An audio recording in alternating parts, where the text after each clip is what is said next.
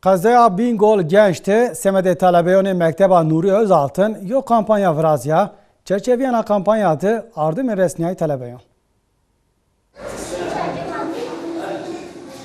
Kazaya Bingöl Genç'te Semede Talebeyoni Mekteba Nuri Özaltın yo kampanya vrazya. Çerçeveye kampanyada Kaymakam Genç Abdullah Köklü, Komutaniye Cenderme Genç Hayırvazondur kot irtibat.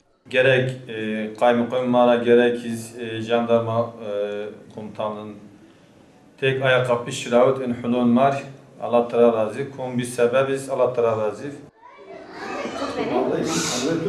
Çerçeveye kampanyada Semede Sohotay talebe yardıma iskapin o çontu diyari.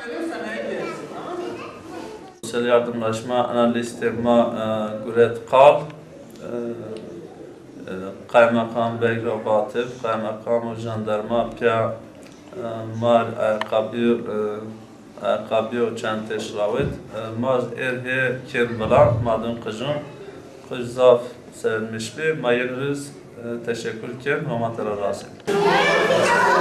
Eni yardımızı mektepte vela bir talebeyon. Kaymakam mar kınjda kınj ayakkabı çantada Allah yine razı ol. Talebeyon zi pey eni yardımon zaf bir işe. Ayakkabı mar da 62, zer çantıma da kaymakam mar malzeme kedide, yukaflı malzeme tabi Allah kaymakam razı. Ayakkabı spor çantıma tanıyıp kaymakam mar guret kaymakam zaf teşekkür ederim.